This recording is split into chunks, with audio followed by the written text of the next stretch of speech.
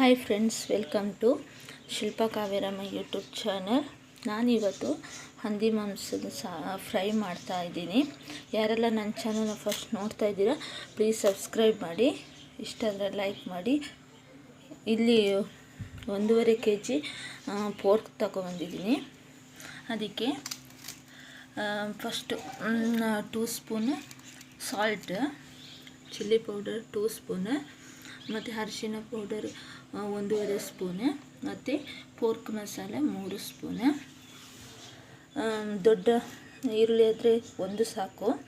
ಇದು ಮೀಡಿಯಮ್ ಸೈಜದು 2 ಈರುಳ್ಳಿ, ಜೀರಿಗೆ, ಇದು ಸಾಂಬಾರ ಸೊಪ್ಪು ಅಂದರೆ ಈ ಥರ ಸಾಂಬಾರ ಸೊಪ್ಪು, ಇದು ತೋಟದಲ್ಲಿ ಸಿಗೋದು, ಮತ್ತು ಒಂದು 5 ಚಿಲ್ಲಿ, ಮತ್ತು ಕರಿಬೇವಿನ ಸೊಪ್ಪು, ಮತ್ತು ಸಾಂಬಾರು ಸೊಪ್ಪು. ಇದು ಲಾಸ್ಟಿಗೆ ಹಾಕೋದು.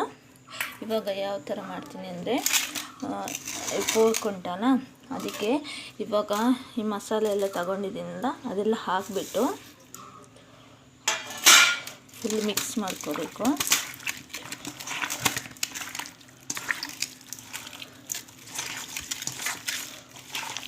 ಫಸ್ಟ್ ಟೈಮ್ ಯಾರೆಲ್ಲ ನೋಡ್ತಾ ಇದ್ದೀರೋ ನನ್ನ ಚಾನಲ್ನ ಸಬ್ಸ್ಕ್ರೈಬ್ ಮಾಡಿ, ಸಪೋರ್ಟ್ ಮಾಡಿ.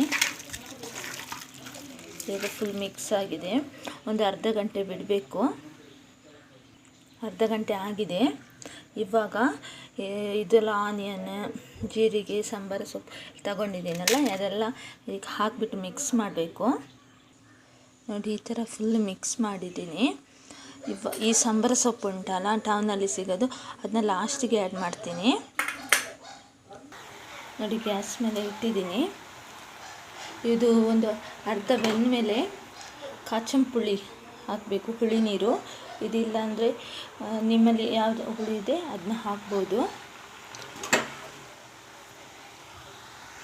ಇವಾಗ ಸ್ವಲ್ಪ ಬೇಯಲಿ, ಮುಚ್ಚುವ.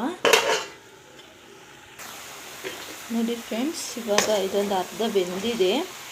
ಪೋರ್ಕ್ ಮಸಾಲೆ ಸಾಲಕ್ಕಿಲ್ಲ, ಇನ್ನು ಸ್ವಲ್ಪ ಹಾಕಬೇಕು.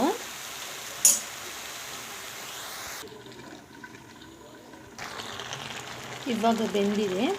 ಬೆಂದಾದಮೇಲೆ ಇದಕ್ಕೆ ನಾನು ಟೌನಲ್ಲಿ ಸಿಗ್ತದಲ್ಲ ಕೊತ್ತಂಬರಿ ಸೊಪ್ಪು, ಅದನ್ನು ಆ್ಯಡ್ ಮಾಡ್ತಾಯಿದ್ದೀನಿ. ನೆಕ್ಸ್ಟ್ ಕಾಚಂ ಪುಡಿ ಒಂದು 4 ಸ್ಪೂನ್ ಬೇಕು, ಎಲ್ಲ ಆ್ಯಡ್ ಮಾಡ್ತಾಯಿದ್ದೀನಿ. ನೋಡಿ ಫ್ರೆಂಡ್ಸ್, ಬ್ಲ್ಯಾಕ್ ಕಲರ್ ಬೇಕು ಅಂದರೆ ಇನ್ನು ಪೋರ್ಕ್ ಮಸಾಲ ಹಾಕ್ಬೋದು. ನಾನು ಇಷ್ಟೇ ಹಾಕಿದ್ದು. ನೋಡಿ, ಇಷ್ಟ ಆಯಿತಾ ವಿಡಿಯೋ? ಇಷ್ಟ ಆದರೆ ಸಬ್ಸ್ಕ್ರೈಬ್ ಮಾಡಿ, ಲೈಕ್ ಮಾಡಿ, ಶೇರ್ ಮಾಡಿ. Thank you.